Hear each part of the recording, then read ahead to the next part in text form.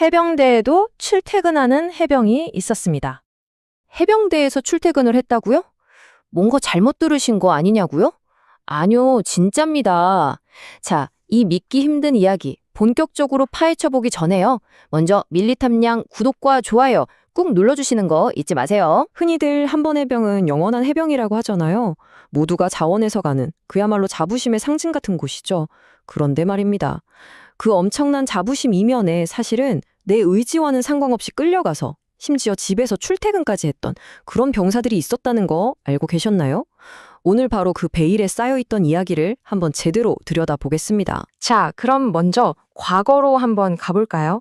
이제는 거의 전설 속의 이름이 되어버린 바로 해방의 시대입니다. 이 해방이 뭐냐면요. 해병 방위를 줄인 말이에요. 1994년에 방위병 제도가 아예 없어졌잖아요. 바로 그 제도를 통해서 해병대에서 복무했던 분들을 이렇게 불렀던 거죠. 지금은 역사 속으로 완전히 사라진 제도라고 보시면 됩니다. 그럼 이 해방들은 어떤 사람들이었을까요? 주로 포항, 김포, 백령도 같이 해병대 부대 바로 근처에 사는 주민들 중에서 뽑혔어요.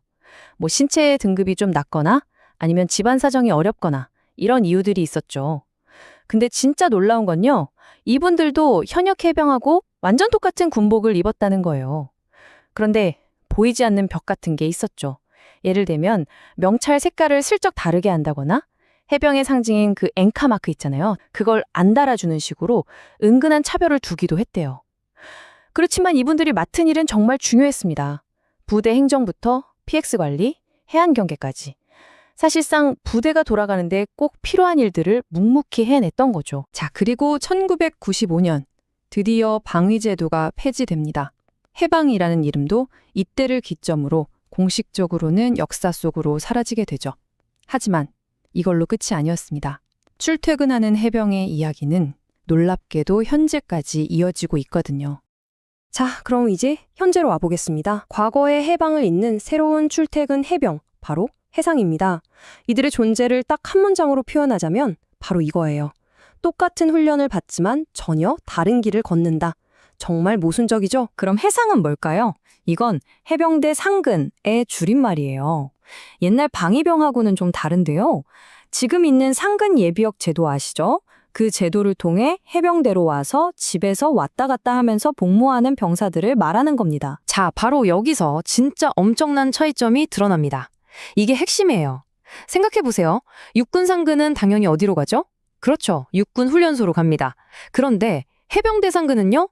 놀라지 마세요. 지원해서 온 현역들하고 완전 똑같이 포항에 있는 해병대 교육훈련단으로 들어갑니다. 네, 그 지옥 같다는 훈련으로 유명한 바로 그곳 말입니다. 바로 이 과정이 모든 걸 말해줍니다. 이 친구들은 사실 원해서 온 게 아니잖아요. 그런데도 지원병들하고 똑같이 훈련받아요. 그 악명 높은 극기주를 이 악물고 버텨내고요. 완전 군장 메고 천자봉 행군까지 끝마칩니다. 그리고 마침내 그 모든 피와 땀의 대가로 뭘 받느냐?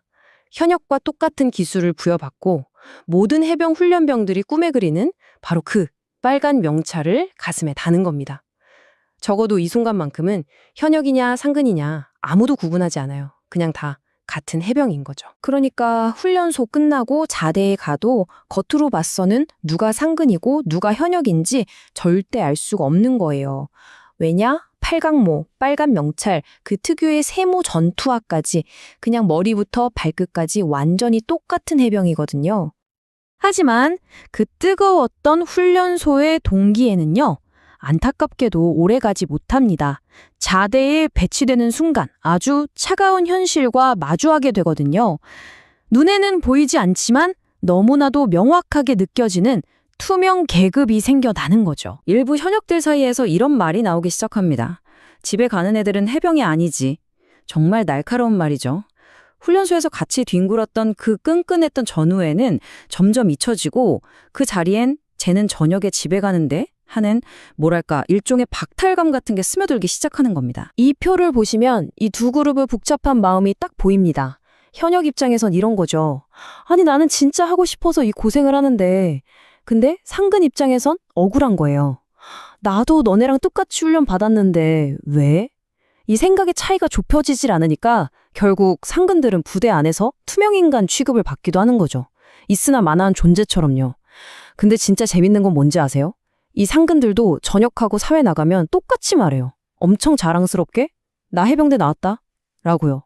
뭐 틀린 말은 아니잖아요, 사실? 자, 그럼 이제 슬슬 결론을 내려봐야겠죠?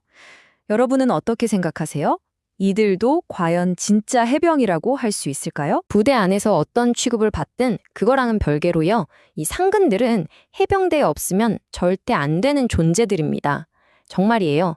왜냐면 부대의 온갖 행정 업무, 보급, 시설 관리, 현역들이 훈련에만 집중할 수 있게 뒤에서 굳은 일을 싹 다 이들이 하거든요.